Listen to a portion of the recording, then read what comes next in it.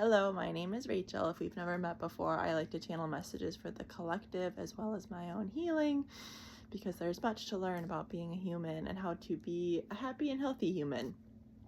So today's message is very clear, and that is shine your own light in the exact way God or soul, your higher self, whatever you want to call it, intended to. And there are a lot of ways to do that, and that's why this message wants to come out, because I've just been having all kinds of examples and visuals come through. So I actually heard that message very clear, I don't know, maybe like 3-4 years ago on this journey. It was kind of the time in the morning when I wasn't quite awake yet, but I wasn't sleeping anymore. And I heard this thought to think, God, what would you have me do with just that point that I was at, all the work that I've done on myself? And I heard the message very loud and clear, just be yourself with the gifts that I gave you. And the last couple of weeks were kind of tough, and now I kind of feel like I'm on a better, just working through a couple things, I guess, so that clarity is much more clear for me. And if I look at, again, the last couple of weeks with some things that have happened, not everyone has to share messages. I get these very clear, I want to share this with the world, and bring that out into the world, but that's not what everyone's thing is going to be. Because I have always resonated with that kind of bigger collective, but I'm an Aquarius stellium. Aquarius is all about the collective and humanity and social issues and kind of moving forward. So I feel like that's why it really resonates with me.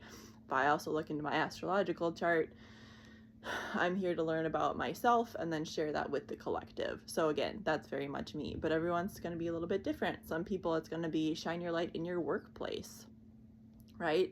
Those people that I've been jealous of because they've been at one workplace for a long time and everyone knows who they are and, they're very respected.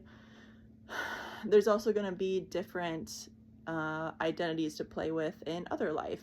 Again, if I look at the last years, I've had a couple men that were kind of like fatherly figures for me that I felt very seen and heard by.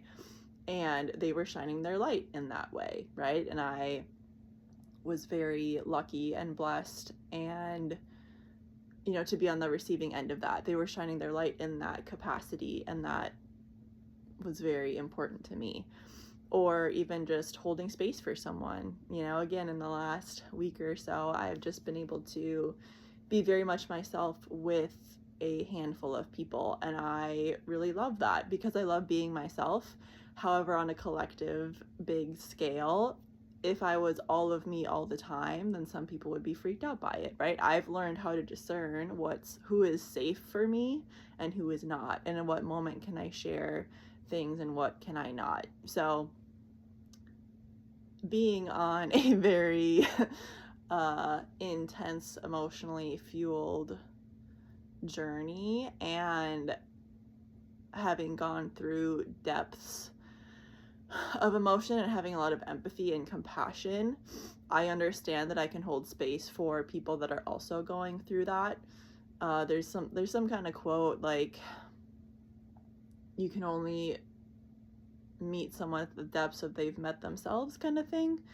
But that's partly why I really like to help people through traumatic things and working through deep things that they don't feel like they can be safe with in other parts of their life necessarily, right? Because a lot of us do have really heavy stuff that we've gone through, and maybe you work with a therapist, maybe it happened, in a family dynamic, so your family doesn't feel safe anymore, or maybe it happened at a workplace, or maybe it happened in a relationship kind of setting. And if it did, then going back to those places might not feel safe.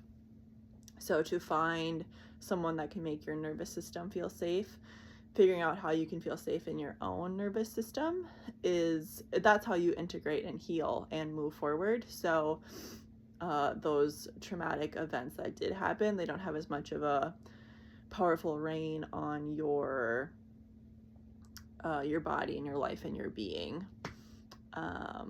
And that's powerful. I don't see it talked about very much, but I've learned firsthand, if you do face your fears and your heavy things, that you feel the big feelings, as I call them, and you feel them and you move on, and your life can feel much lighter after that. So whether it is talking about it, or doing more of like a energy healing with it, and just becoming friends with it, being curious about it, that's, I don't know, the most powerful thing you can do as to heal yourself. I don't know if it'll kind of continue to be more clear for people, but that's what I'll always share, because that's been my experience. So I hope you have a good rest of your day. Let me know if you'd like any support, and I'll see you soon. Bye.